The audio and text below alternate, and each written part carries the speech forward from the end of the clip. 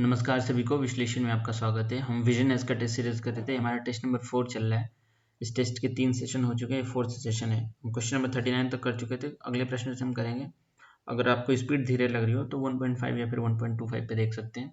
तो चलिए हम शुरू करते हैं। अगर आपको सही लगे तो लाइक शेयर सब्सक्राइब कर लेना। लाइक और सब्सक्राइब तो ज़रूर कर लेना, इससे चैनल की रीच बढ़ जाती है। तो पहला प्रश्न, question number 40th। What is common between गुल, खादिन्स एंड जोहाद? ट्रेडिशनल वाटर हार्वेस्टिंग, देखो ये आपको मिल जाएगा, उसमें आईसीसी बोर्ड की एक बुक आती है। अलग से पढ़ने की कोई आवश्यकता नहीं, मैं बस बता रहा हूँ। आईसीसी बोर्ड की क्लास 10th की बुक आती है इन्वायरमेंट की, उसमें ये दिया हुआ है। बाकी तो कहीं मुझे दिखा नहीं है, तो वहाँ से क्वेश्चन उठाया। तो गुल, खादिम्स और जोहाद होते हैं, ये हार्वेस्टिंग सिस्टम होते हैं। जैसे कि महाराष्ट्र में फड भी होता है, एक टैंक वगैरह होते हैं, बावड़ी होती है। तो वैसे ही ये ट्रेडिशनल वाटर हार्वेस्टिंग सिस्टम है। बाकी ऑप्शन पढ़ने की कोई आवश्यकता नहीं है। इसका एक्सप्लेनेशन देखते हैं। ये अगर आता है तो आता है, नहीं आता है तो नहीं, तो कुछ कर नहीं सकते इसका। ये वैसे उसी बुक में दिया है, एक बच्चा हो तो देख लेना। मैं पीडीएफ भेज दूंगा ग्रुप में, ग्रुप का लिंक आपको डिस्क्रिप्शन में मिल जाएगा। तो एंशिएंट इंडिया में कई तरीके के पानी इकट्ठा करने के तरीके होते थे। जो रेनफॉल बारिश होती थी उसको अलग अलग सॉइल टाइप्स में, तो इसमें देखो देख लेते हैं कहाँ पे ये है। गुल्स और कुल्स वेस्टर्न हिमालयाज में, जैसे कश्मीर वगैरह साइड में, कश्मीर पंजाब इधर एग्रीकल्चर के लिए यूज़ करते थे इसको। Roof top water harvesting system है ये। और ड्रिंकिंग वाटर के लिए राजस्थान में भी यूज़ करते हैं इसको। उसके बाद दूसरा क्या है, खादिन्स, जो जैसलमेर में यूज़ होता है राजस्थान में, और जो हार्ड भी राजस्थान में यूज़ होता है। एक और कुछ नाम दिया था वहाँ पे, वो क्या था, कुल्स था ना शायद, एक second.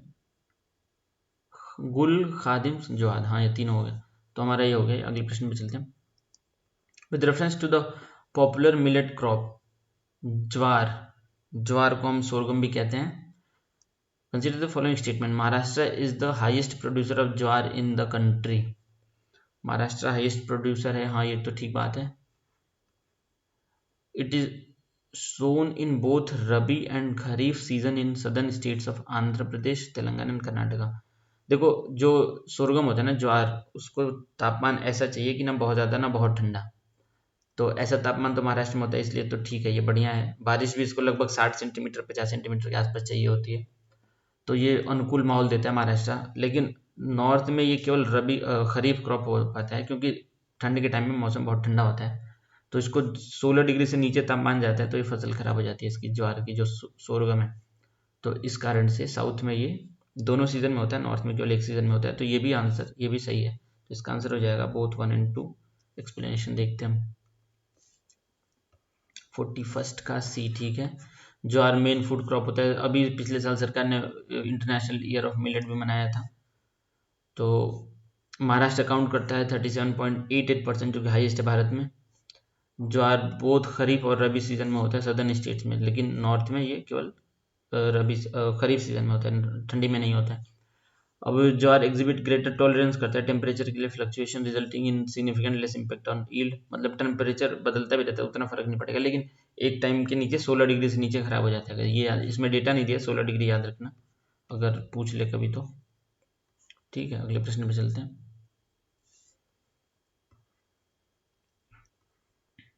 Question number 42। Consider the following statement with reference to e ink. देखो ई इंक न्यूज़ में कभी कभार रहता है, मतलब उतना पॉपुलर नहीं है, तो बहुत लोग नहीं जानते इसका। मैं बताता हूँ। ये देखो, जो अमेजोन का वो देखा होगा ना, किंडल जो आता है पढ़ने के लिए, वो इसका बना होता है। ठीक है, अमेजन का वो बना होता है। ये पहले ब्लैक एंड वाइट ही होता था, अब तो कलर आने लगा है। तो इसकी विशेषता एक ये भी है कि इसको देखने से आँख खराब नहीं होती है। जैसे लैपटॉप स्क्रीन पे, मोबाइल स्क्रीन पे हम लोग बहुत देर तक देखते हैं तो आंखों पे जोर पड़ता है, क्योंकि वो ब्लू लाइट रेडिएट करता है। लेकिन ये ई इंक आंखों के लिए उतना नुकसानदायक नहीं, मतलब काफ़ी देर तक हम 10 घंटे भी पढ़ सकते हैं इसमें। तो पढ़ते हैं क्या ऑप्शन दे रखे इसने। It is preferable for animation and videos as it provides many colour combination as compare to traditional ink. गलत है। मैनी कलर कॉम्बिनेशन पहले तो होते नहीं थे, अब थोड़े बहुत आने लगे हैं, तो इतना नहीं बन गया है कि एनिमेशन और वीडियोस के लिए हम इसको प्रेफर करें, तो ये गलत है। अभी इस पे मतलब शोध चल रहा है, लेकिन अभी हुआ नहीं इतना बढ़िया। It can produce its own light similar to OLED and does not depends on backlight which is use by LCD and LED। ये भी गलत है, खुद का प्रोड्यूस लाइट नहीं करता है जैसे कि LED वगैरह करता है, तो ये भी गलत है। इसका आंसर हो जाएगा डी, ये अभी रिसर्च ऑनगोइंग, मतलब उतने डिवाइसेस नहीं मिलेंगे आपको। अमेजन का कुछ कुछ किंडल आता है, अभी इस पे बेच जाते हैं। 42nd का डी, ठीक है। ये भी अब ई इंक के विषय में दे रखा है कि वही वाला इंक हम यूज़ करते हैं जो पेपर पेन पे यूज़ करते हैं। इसके पिगमेंट कलर के होते हैं, oriented in 2 direction, by directional होते हैं बस, मतलब कलर डाइवर्सिटी इसमें उतना नहीं है जितना चाहिए। तो e ink display reflect light just as paper, ठीक है। बाकी डिटेल एक मैं वीडियो भेज दूंगा, उसको देख लेना, ग्रुप में भेज दूंगा, 2-3 मिनट का वीडियो, उसमें समझ में आ जाएगा। अगले प्रश्न में हम चलते हैं। It is sown in hot and dry climatic condition, ठीक है। हॉट एंड ड्राई कीवर्ड हम पकड़ते चलेंगे, आंसर मिल जाएगा हमें। इन नॉर्थ वेस्टर्न वेस्टर्न पार्ट, मतलब नॉर्थ वेस्टर्न कहने का मतलब है गुजरात, महाराष्ट्र और कुछ राजस्थान के आसपास की बात हो रही है। It is Hardy crop which resist frequent dry spells, ठीक है, मतलब कुछ समय सूखा पड़ेगा तब भी चल जाएगा इसका काम। In this region it is cultivated alone, अकेले इसको लगाते हैं, as well as part of mixed cropping. This coarse cereal occupies 5.2% of the total cropped area in the country. Leading producer of the crop are states of Maharashtra and Gujarat. Option क्या क्या दे रखे हैं, ज्वार, मेज, बाजरा और एक सेकेंड रागी। देखो ज्वार तो हम ऊपर देख चुके हैं कि इसको पानी की आवश्यकता होती है, तो ये तो होगा नहीं, ठीक है, क्योंकि ये सूखे में सूख जाएगा फिर। उतना ज़्यादा पानी इसको कम चाहिए, लेकिन इतना भी नहीं चाहिए कि कुछ टाइम तक सूखा रहे तो चल जाए। और मेज आता है, मेज का तो सबसे लार्जेस्ट प्रोड्यूसर एमपी है, मध्य प्रदेश और कर्नाटका होता है, तो वैसे ही इसको हम काट सकते हैं अगर हमें पता है ये तो। और इसको भी पानी चाहिए होता है, लगभग लगभग 60-50 सेंटीमीटर का रेन इसको भी चाहिए ईयरली, तो ये भी हमारा कट गया। बाजरा, बाजरा हो सकता है, क्योंकि बाजरा बाजरा हो सकता है, बाजरा को कभी कभी सूखे में टॉलरेंट है, मतलब झेल सकता है ये पानी बिना भी। इसको मिलेट वाला जब अभी चल रहा था ना भारत सरकार का बहुत, तो बाजरा बहुत प्रमोट किया था सरकार ने। रागी देख लेते, रागी का सबसे ज़्यादा प्रोड्यूसर राजस्थान है, नहीं नहीं राजस्थान नहीं, इसका सबसे ज़्यादा प्रोड्यूसर साउथ की स्टेट से कर्नाटका है और तमिलनाडु है शायद, तो ये भी हमारा कट जाता है ऐसे ही। तो इसका आंसर बाजरा हो जाएगा। बाकी जो फीचर्स दे रखे हैं, महाराष्ट्र और गुजरात इसके लीडिंग प्रोड्यूसर है ही। और इसमें एक चीज़ हमने देखा था कि ये वाला मेन चीज़ है कि ड्राई स्पेल को ये झेल सकता है, तो ये बाजरा हो सकता है। इसका आंसर देखते हैं हम, आंसर 43 का सी, ठीक है, 43 का सी बाजरा ही ठीक है। ये hot and dry climatic condition में इसको लगाते हैं, वेस्टर्न पार्ट में होता है ये। तो देखो वेस्टर्न पार्ट अगर बोलते तो हम नहीं पकड़ पाते, क्योंकि रागी को छोड़ के सारे ही वेस्टर्न पार्ट में ही ज़्यादा होते हैं। लेकिन इसमें 5.2%, अभी इतना फैक्चुअल डिटेल तो याद नहीं रहता किसी को। रेनफेड क्रॉप है, राजस्थान वगैरह इधर हो जाता है, हरियाणा में इरिगेशन से हो गया, ठीक है। अब इरिगेशन करने के बाद हरियाणा और गुजरात में इसका प्रोडक्शन बढ़ गया, ठीक है, इतना नहीं। इसका सिर्फ वो याद कर लेना, बारिश कितना चाहिए, कितना टेम्परेचर चाहिए और कहाँ पे ज़्यादा होता है, बस। अगले प्रश्न पे चलते हैं हम। Question number 43, 44।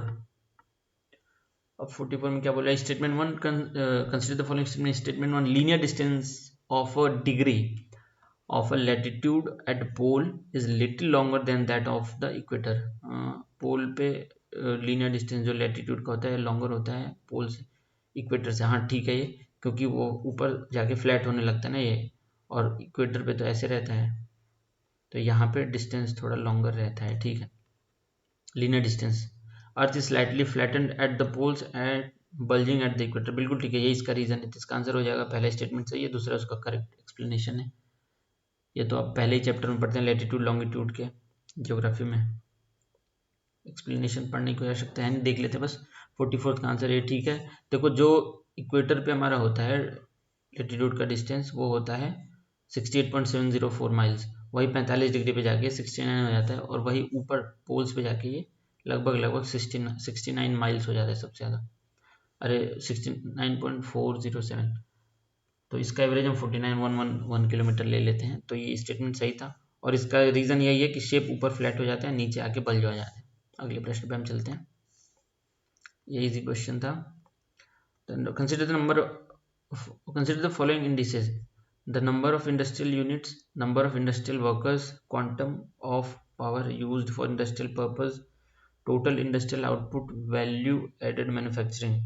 How many of the above indices are used to identify the clustering of industries in India? Number of industrial बिल्कुल ठीक है, workers ठीक है, quantum of power कितना एनर्जी यूज करने ठीक है, टोटल इंडस्ट्रियल आउटपुट कितना आउटपुट, ये भी ठीक है, इसको भी मेजर करते हैं हम। वैल्यू एडेड मैन्युफैक्चरिंग, ये भी ठीक है। तो सभी को लेते हैं मेट्रिक को इंडिसेस वो करने में कि कहाँ पे क्लस्टर्स ऑफ इंडस्ट्री है। तो ठीक है, इसका 5 हो जाएगा आंसर, इसको तो देखने की जरूरत नहीं, एक्सप्लेनेशन आंसर देखेंगे। 45 का डी, ठीक है, ये इजी क्वेश्चन था।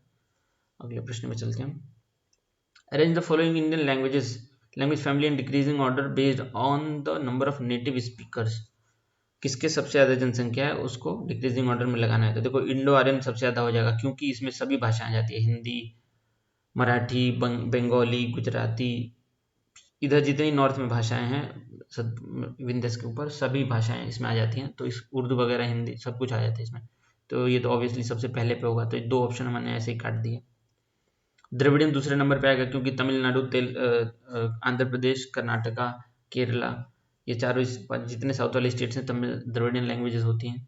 ऑस्ट्रिक में आ जाएगा हमारा, जो यहाँ पे पहले से लैंग्वेजेस थी, मतलब कि ट्राइबल लैंग्वेजेस जैसे कि संथली वगैरह, तो ये आ जाएगा। और ये इसमें नॉर्थ ईस्ट वाले मणिपुरी वगैरह ये आ जाएंगे इसमें। तो इसका आंसर हो जाएगा 1 2 3 4। तो इसका आंसर यही सीक्वेंस ही होगा, 1 2 3 4 ही होगा। एक्सप्लेनेशन देखते हैं। 46 का ए, ठीक है। अब वही जो मैंने बताया वही दिया है, इसमें डिटेल में दिया है कौन कौन से क्षेत्रों में बोला जाता है, ये देख लेना। मतलब कुछ है नहीं इसमें, एनसीईआरटी से ही उठा है इसने। कुछ एक्स्ट्रा होगा तो इसमें देख लेते हैं, कुछ एक्स्ट्रा ऐसे दिया नहीं इसमें। इसको किरातक कहते हैं, बस यही एक्स्ट्रा। ऑस्ट्रिक को निषादा भी कहते हैं, तो सिनो तिब्बतियन को किरातक कहते हैं, ठीक है। अगले प्रश्न में चलते हैं। With reference to the crude oil, consider the following statement. Some crude oil contains high sulfur, sour crude oil contains high sulfur impurities. It is easier नहीं difficult, देखो इसने खुद ही बता दिया, अगर हाई सल्फर है, वो इम्प्योरिटी है, तो ये डिफिकल्ट टू एक्सट्रैक्ट होगा ना, सीधी सी बात है। And yields low high quality gasoline efficiently, गलत, उल्टा लिखा होगा ये पक्का। Sweet crude with low sulphur, ठीक है, requires removal processing into gas and petroleum products. ये बिल्कुल उलट दिया लाइन, ये अगर हम यहाँ डाल दें और इसको यहाँ डाल दें तो ये हमारा सही हो जाएगा। देखो कैसे, some crude contains high sulphur require impurities requires removal processing into gas petroleum product। अब इस सेंटेंस सही है। अब हम इसको पढ़ते हैं। Sweet crude with low sulphur is easier to extract and yields high quality gasoline efficiently. क्योंकि इम्प्योरिटीज है तो उसमें मेहनत लगेगा, तभी तो इम्प्योरिटीज कहते हैं उसको। तो बिल्कुल उल्टा बात लिख दिया इसने, तो इसका आंसर हो जाएगा नीदर 1 नॉट 2। करेक्ट पूछा है, अगर इनकरेक्ट नॉट करेक्ट पूछता तो इसका बोथ हो जाता। आंसर इसका हो जाएगा डी। एक्सप्लेनेशन हम पढ़ते हैं। 47 का डी, ठीक है। पेट्रोलियम को ब्लैक गोल्ड या लिक्विड गोल्ड भी कहते हैं। देखो क्रूड ऑयल 2 टाइप के होते हैं, एक सोर और स्वीट। स्वीट वाले में कम सल्फर होगा, सोर वाले में ज़्यादा सल्फर होगा। अब ज़्यादा सल्फर होगा तो इसको प्रोसेसिंग करना पड़ेगा, उसको हटाने के लिए इसमें कम होगा तो कम करना पड़ेगा, नहीं करना पड़ेगा, यही ईजी सी बात है। अगले प्रश्न में चलते हैं। The star metric which is used to quantify extinction risk and threats faced by species belong to which of the following organisations. तो देखो हम देखते हैं कि कौन सा, मतलब ये डिजिग्नेट करता है कि कौन थ्रेटेंड है, कौन वल्नरेबल है, कौन सा एक्सटिंक्ट होने वाला है। तो ये तो इन्वायरमेंट में हम पढ़ते रहते हैं, हमेशा पढ़ लेते हैं options. IUCN, IPCC, UNEP, WWF, ये सब गलत है। IUCN ही वो डेटा रिलीज करता है कौन थ्रेटेंड है, कौन नियर थ्रेटेंड है, कौन वल्नरेबल है, कौन एक्सटिंक्ट होने वाला है। तो इसका आंसर इजी है। एक्सप्लेनेशन पढ़ लेते हैं हम। IUCN होगा इसका। IUCN रेड डेटा बुक हमने सुना भी होगा। स्टार मेट्रिक होता है, इसको रिलीज करता है IUCN, ठीक है। पहली बार 2021 में आया है ये, इंटरेस्टल एरियाज। बाकी इसमें कुछ ऐसा है नहीं, बाकी हम इन्वायरमेंट से हमें पता ही रहता है। अगले प्रश्न में चलते हैं। बहुत ज़्यादा डिटेल में एक्सप्लेनेशन देखने कोई मतलब भी नहीं है, टाइम वेस्ट होगा फालतू। With reference to agricultural activities milpa ladang, देखो ये कल भी आया था क्वेश्चन, मैंने बताया था कि जो सब क्या कहते हैं उसको, स्लैश एंड बॉर्न एग्रीकल्चर होता है, शिफ्टिंग कल्टीवेशन, उसका एक टाइप है। मिल्पा मैक्सिको में होता है और लडांग इधर होता है, मलेशिया, किंटा वैली है एक उसके आसपास मलेशिया में, और इंडोनेशिया में भी होता है, मतलब इधर साउथ ईस्ट वाले देशों में होता है, उसको लडांग कहते हैं। मिल्पा मैक्सिको में होता है। और आसाम के साइड में झूम पोडू इसको कहते हैं, उधर एक और हमने देखा था बागोर करके देखा था, कुछ मध्य प्रदेश का था। कल भी हमने क्वेश्चन किया था, वही है ये। तो ये सब तो होगा नहीं, mix farming, dairy farming, plantation agriculture, primitive subsistence agriculture, primitive मतलब पुराने जमाने से चला आ रहा, तो यही हो जाएगा 49th का ए होगा आंसर। और इसका एक्सप्लेनेशन हम नहीं पढ़ेंगे क्योंकि हम इसको कल कर चुके हैं ऑलरेडी। 49th का है, ठीक है। अब इसमें दिया होगा, देखो झूमिंग नॉर्थ ईस्ट में दिया है, मिल्पा मैक्सिको में होता है, कल भी बताया था, लडांग इंडोनेशिया मलेशिया में, इसका किंटा वैली करके एक जगह है यहाँ पे मलेशिया में, वहाँ पे टिन भी मिलता है बहुत ज़्यादा, शायद वहीं उसी के आसपास होता है।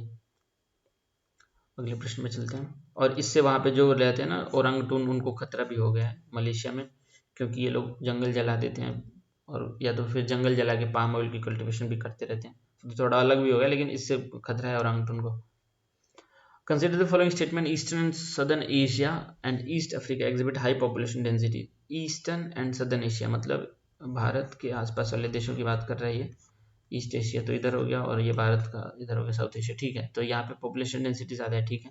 Population tends to concentrate in areas offering favourable condition for survival, resource availability and economic opportunities, forming clusters very, ठीक है। ये सभी कारण होते हैं जनसंख्या बढ़ने की। तो इसका आंसर हो जाएगा बोथ 1 and 2। इजी क्वेश्चन है ये भी। आंसर देखते हैं हम, पढ़ने की तो ज़रूरत है नहीं, इसके भी एक्सप्लेनेशन 50th का सी कुछ एक्स्ट्रा होगा तो देख लेंगे।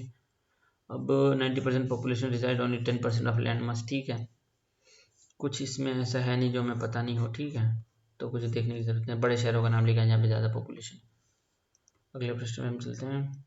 With reference to international trade, consider the following statements. WTO is formed by replacing the General Agreement on Tariffs and Trade. बिल्कुल सही है, गैट को हटा के WTO बना था, 1944 में हुआ था शायद ये, मतलब 94-95 के आसपास। उसके पहले ये गैट ही माना जाता है, गैट ही कहते हैं इसको। Only the oil producing Nations of Arabian peninsula, Arabian peninsula मतलब इसकी बात कर रहे हैं सऊदी अरबिया वाला,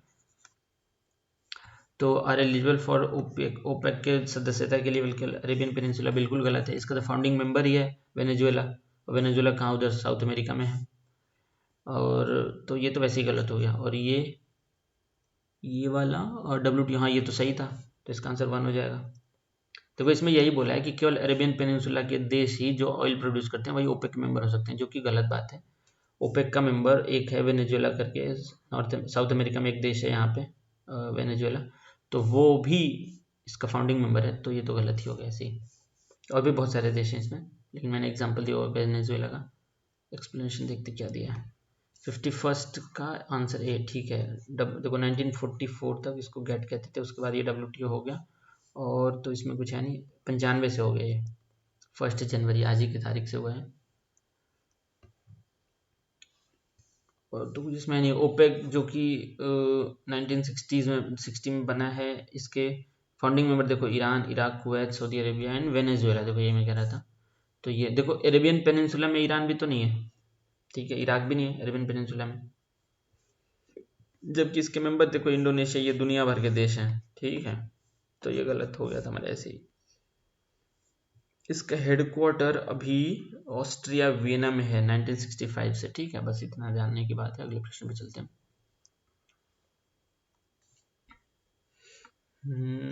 question number 52। Consider the following statement. The population statement 1, the population pyramid of a country with a wider base, मतलब wider base, ठीक है, and narrowing upward मतलब ऐसे, signifies high potential for the future economic growth। तो कोई जो population growth वाला graph बनता है ऐसे बनता है, परसेंटेज ऑफ पॉपुलेशन ऐसे होता है, और इस एक्सिस पे हम एज मानते हैं, ठीक है, तो जैसे 0, 1, 2 ऐसे करके। तो इसके कहने का मतलब है कि higher potential for economic growth, अगर ऐसा ग्राफ है तो हायर पोटेंशियल होगा इकोनॉमिक ग्रोथ का, बिल्कुल ठीक है। इसका फायदा इसलिए होता है क्योंकि ज़्यादातर जो जनसंख्या ज़्यादा है वो छोटे उम्र वालों की है, मतलब वर्किंग पॉपुलेशन ज़्यादा है। आगे देखते हैं। Abroad based population pyramid indicates large percentage of young population, बिल्कुल ठीक है। सब्सटेंशियल लेबर फोर्स, बिल्कुल सही है, यही हो रहा है, इसी को कहते हैं डेमोग्राफिक डिविडेंड। इसका आंसर हो जाएगा ए, क्योंकि ये एक्सप्लेनेशन इसका है, ये दूसरा वाला। आंसर देखते हैं हम, कुछ है नहीं इसमें देखने का वैसे तो। 52nd का आंसर ए, ठीक है। देखो यहाँ पे दिया नाइजीरिया का एग्जांपल लिया इन्होंने, नाइजीरिया में भी यंग पॉपुलेशन काफ़ी ज़्यादा है, तो देखो कुछ कुछ ऐसे ही बन रहा है जैसे मैंने बनाया था, तो इन्होंने ऐसे रेक्टेंगल बना के दिया, मैंने ऐसे ट्रायंगल बनाया था। तो इसमें देखो अगर कम उम्र वाली जनसंख्या ज़्यादा है और वृद्ध जनों की जनसंख्या बहुत कम है, तो वर्किंग पॉपुलेशन क्योंकि ज़्यादा है तो इसका इकोनॉमिक पोटेंशियल ज़्यादा है। अगले प्रश्न में चलते हैं। The parliament recently amended passed water prevention and control of pollution Amendment Act 2024. In this context, consider the following statement: the manner of nomination and the terms and condition of service of the chairman of the State Pollution Control Board, it is determined by state government, नहीं central government होगा ये, तो ये गलत हो गया हमारा। The act exempts government departments and ministries for any violation of the provisions of Water Act. बिल्कुल गलत है, इसका एकदम उल्टा लिख दिया है। इसमें तो इन्होंने पेनल्टी भी लगा दिया कि जिस विभाग के अंदर होगा उसका जो अधिकारी होगा उसकी 1 महीने की सैलरी ले लेंगे लोग पेनल्टी के रूप में अगर कुछ गड़बड़ होता है तो ये वाला भी गलत हो गया हमारा। क्या ऑप्शन क्या होता है फिर? ये तो हमारा ऐसे ही कट गया, ऑल 3 और ओनली 2। अब देखते हैं नन होगा कि ए होगा। The act allows the central government to appoint adjudication officer to determine penalties, ठीक है, under the act and may appeal again. ये करंट अफेयर में आपको विजन के ही मिल जाएगा। Against the order and can be challenge in high court, नहीं हाई कोर्ट में नहीं चैलेंज कर सकते इसको, वाटर प्रिवेंशन एक्ट वाला है ना, तो इसको एनजीटी में चैलेंज करेंगे, ठीक है। नेशनल ग्रीन ट्रिब्यूनल जो कि 2010 में बना था उसमें इसको हम चैलेंज कर सकते हैं। तो इसका आंसर हो जाएगा, सारे ही गलत हैं, तो इसका आंसर हो जाएगा नन। एक्सप्लेनेशन पढ़ते हैं अब, कुछ अगर मिलता है तो। 53 का डी ठीक है। अब water pollution control amendment act 2024 में क्या दिया है, वही दिया है जो सारे एक्सप्लेनेशन में दे रखे हैं। ये apply to Himachal Pradesh both pass resolution में, ठीक है। हिमाचल और आंध्र प्रदेश, हिमाचल प्रदेश और राजस्थान ने इसको इसके लिए एक्ट भी पास कर लिया। स्टेट गवर्नमेंट नहीं करेगी, नॉमिनेट तो करेगी लेकिन सेंट्रल गवर्नमेंट प्रिस्क्राइब करेगा मैनर ऑफ नॉमिनेशन, ठीक है। तो स्टेटमेंट 1 गलत था हमारा, ये मैंने कहा था वहीं पे। Water amendment act 2024 headed that the head of the department will require to pay penalty. देखो अगर कुछ गड़बड़ होता है तो इनको एग्जाम्पशन नहीं है, ये पेनल्टी अपने पैसे देंगे खुद, इनको ही देना पड़ेगा। The act allows the central government to appoint adjudication officer to determine the penalties, ठीक है, इतना तो सही था उसमें, लेकिन उसमें यहाँ पे हाई कोर्ट लिखा था, इसमें देखो एनजीटी लिखा ना, एनजीटी में आप अपील कर सकते हैं। 1-2 क्वेश्चन और करेंगे फिर हम बंद करेंगे इसको, जो हमारा पैटर्न चल रहा है वही फॉलो करते हैं। 13-14 क्वेश्चन का per day.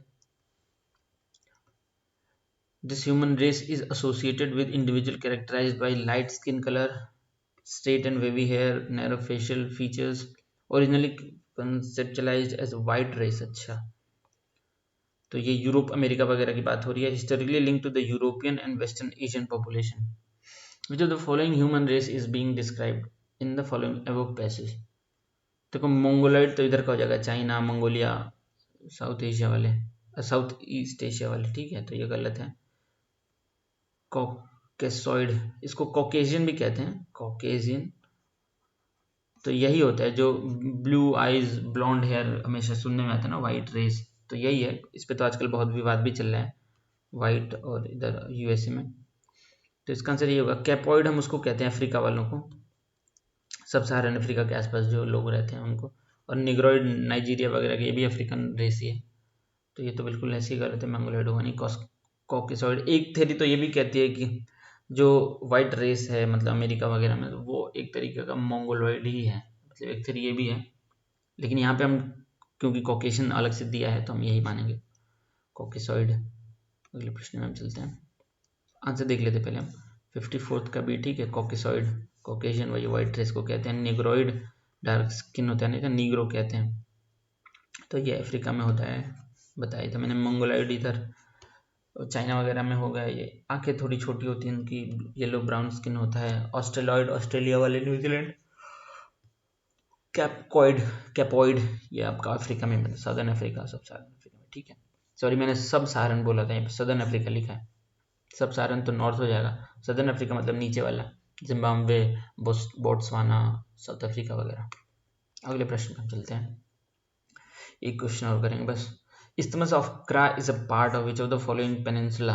Isthmus of Kra, ये देखो अंडमान सी के आसपास में है, मतलब जो इधर रहता है ना भारत, मान लो ये हो गया भारत, ये हो गया म्यांमार, ऐसे ऐसे जाके नीचे होता है ना, तो यहाँ पे थाईलैंड है, और थाईलैंड को जो कनेक्ट करता है यहाँ पे मलेशिया से, तो उसके नीचे है ये Isthmus of Kra। तो देखते हैं, आइबेरियन तो यूरोप में हो जाएगा, तो ये गलत हो गया। मलेशियन तो मले ही होगा इसका, ठीक है। इंडियन तो होगा नहीं, अरेबियन होगा ही नहीं। पेनिनसुला की बात कर रहे हैं तो ये मले होगा, मले पेनिनसुला। ये न्यूज़ में था कभी कुछ दिन पहले, ये इसलिए न्यूज़ में था ना, यहाँ पे थाईलैंड सोच रहा था, जैसे मैंने बताया था ना, एक मेक्सिको सोच रहा था इस पनामा कैनाल को बाईपास करने का, एक कैनाल बना के, कि ताकि ट्रैफिक उनके यहाँ से भी जाए। तो ऐसे ही थाईलैंड भी सोच रहा था कि इसको हम बाईपास कर दे, इस ऑफ करा को एक कैनल बना के, जो कि साउथ चाइना सी को सीधे डायरेक्ट लिंक कर दे इधर बे ऑफ बंगाल, मतलब इंडियन ओशन से, इस साइड से इस साइड जाने के लिए। तो इसके लिए ये न्यूज़ में था, शायद इसीलिए इन्होंने क्वेश्चन भी पूछा हो। इसका आंसर देख लेते हैं, बाकी कहानी मैंने बताई थी। 55th का बी, ठीक है। तो ये थाईलैंड के पास में, इसमें ऑफ करा मले मले मले पेनिनसुला के बीच में, देखो बॉर्डर बाय अंडमान से, ठीक है। अब इसमें क्या है, 44 किलोमीटर नॉर्दर्न मोस्ट पॉइंट है, isthmus holds a potential to influence international trade. यही है, चाइना को डर भी रहता है ना कि कब बंद हो जाए। तो यहाँ पे मल्टी बिलियन डॉलर प्रोजेक्ट ये लोग लैंड ब्रिज प्रोजेक्ट बना रहे हैं कि यहाँ से इस पार से उस पार जाने के लिए। तो इसको यहीं तक रहने देते हैं, हम अगले सेशन में कंटिन्यू करेंगे हम, ठीक है। बाकी thank you very much for watching.